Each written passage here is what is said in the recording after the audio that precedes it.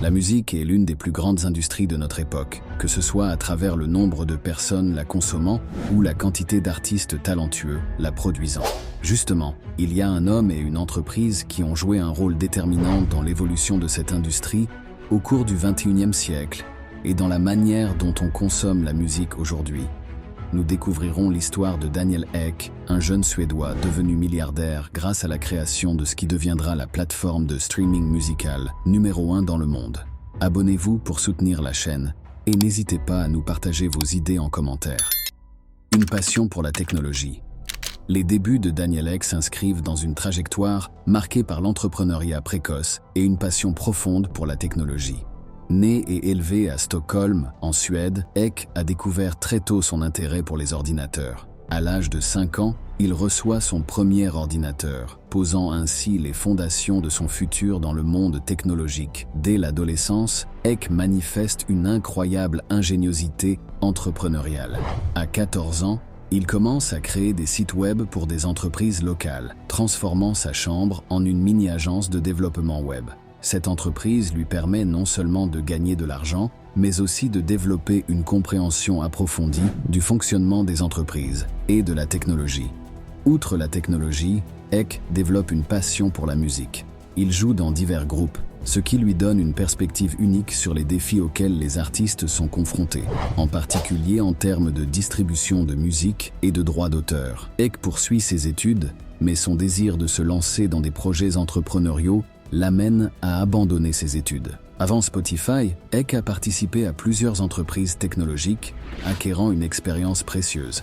Il a notamment travaillé sur Advertigo, une entreprise de publicité en ligne qu'il a finalement vendue. Cette vente lui a non seulement apporté un gain financier significatif, mais a également renforcé sa conviction que la technologie pouvait être utilisée pour résoudre des problèmes complexes à grande échelle. L'inspiration pour Spotify est née de la constatation d'Ek que malgré l'abondance de musique, il n'existait pas de moyen légal, facile et accessible pour la consommer. La piraterie était rampante et l'industrie de la musique luttait contre la baisse des ventes de CD sans avoir de modèle en ligne viable. Ek a vu une opportunité de combiner sa passion pour la musique avec sa compétence en technologie pour créer une solution qui bénéficierait à la fois aux artistes et aux auditeurs. Il reconnaît que le chemin vers la réussite de Spotify ne serait pas facile, compte tenu des défis techniques et des négociations complexes avec les maisons de disques. Cependant, sa volonté de créer une plateforme qui pourrait transformer l'industrie de la musique a été le moteur de sa persévérance.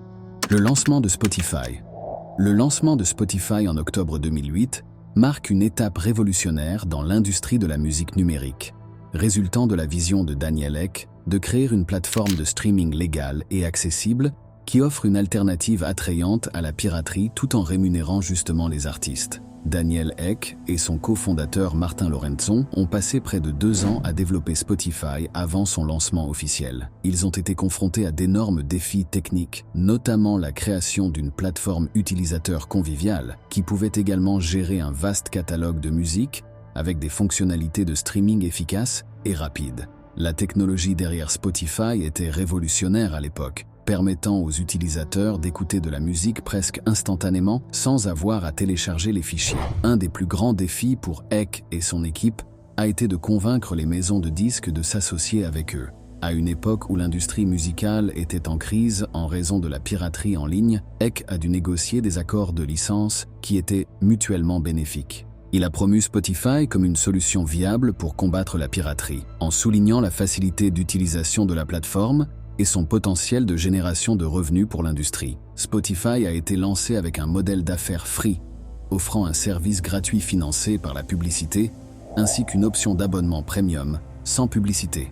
Ce modèle était innovant dans le domaine du streaming musical et a joué un rôle clé dans l'attraction rapide d'un large public. Le service gratuit a permis aux utilisateurs de tester Spotify sans engagement financier, tandis que l'option premium offrait une expérience utilisateur améliorée. Initialement disponible uniquement en Suède et dans d'autres pays européens, Spotify a connu une croissance rapide, gagnant des millions d'utilisateurs. L'accueil enthousiaste du public a confirmé la demande pour une plateforme de streaming musical légale et facile d'utilisation. En 2011, Spotify s'est lancé aux États-Unis, un marché crucial où il a également rencontré un succès immédiat.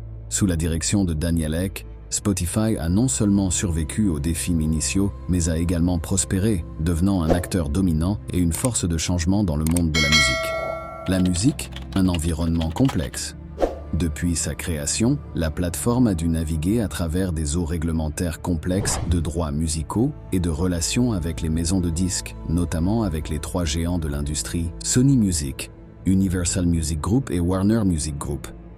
Les défis et controverses autour de ces relations ont souvent été au cœur des discussions sur le modèle économique de Spotify et son impact sur l'industrie musicale. Un des défis majeurs pour Spotify a été de négocier des accords de licence avec ces grands labels, qui détiennent les droits d'une grande partie de la musique que Spotify souhaite proposer à ses utilisateurs. Ces négociations sont cruciales, car elles déterminent combien Spotify doit payer pour diffuser la musique des artistes sous contrat avec ces labels. La répartition des revenus générés par les abonnements et la publicité a été un point de friction, les labels et certains artistes estimant ne pas recevoir une part équitable des profits. Des critiques ont émergé concernant la manière dont Spotify pourrait potentiellement privilégier le contenu qui lui est plus profitable, notamment par le biais de ses playlists et recommandations algorithmiques. Les accusations portent sur le fait que Spotify pourrait favoriser les morceaux des artistes sous ses propres labels ou ceux avec lesquels il a des accords financiers plus avantageux, au détriment d'une véritable découverte musicale et de la diversité. La question de savoir si Spotify rémunère justement les artistes pour leur travail a été un sujet de controverse récurrent.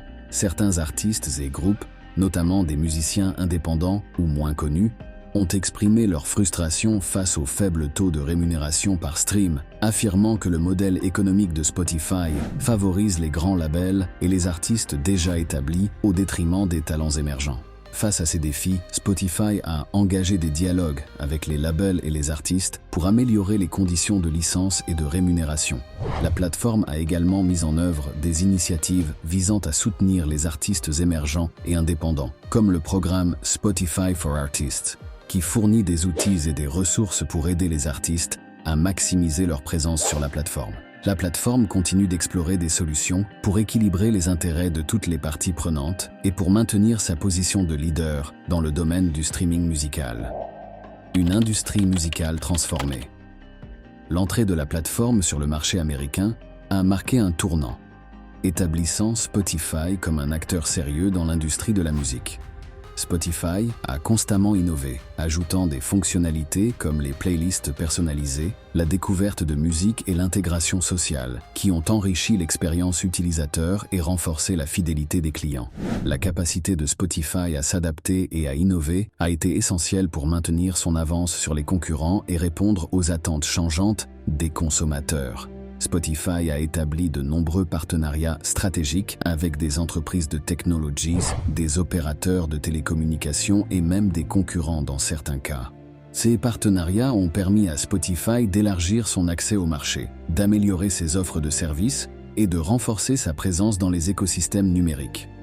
Les collaborations avec des marques comme Facebook, Sony et divers opérateurs de téléphonie mobile ont été particulièrement bénéfiques pour accroître la portée de Spotify. La gestion des relations avec les artistes et les maisons de disques a été un autre aspect crucial de l'expansion de Spotify. En négociant des accords de licence et en ajustant son modèle de rémunération, Spotify a travaillé pour répondre aux préoccupations de l'industrie tout en assurant sa propre viabilité économique. Le modèle de rémunération de Spotify a fait l'objet de critiques et de débats, mais la plateforme a également été reconnue pour avoir généré des revenus significatifs pour l'industrie musicale. L'impact culturel de Spotify est indéniable.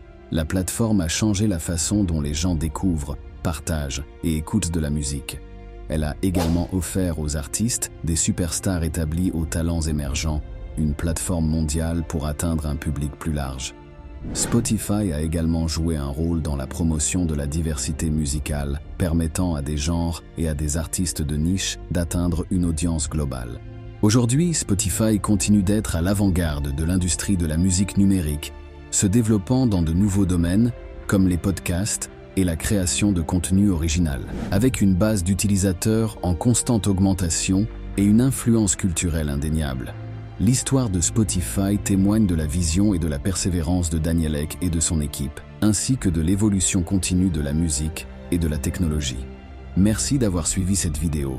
N'hésitez pas à nous donner vos réflexions dans la section des commentaires, abonnez-vous pour ne rien manquer, et à bientôt pour un prochain épisode ASAP.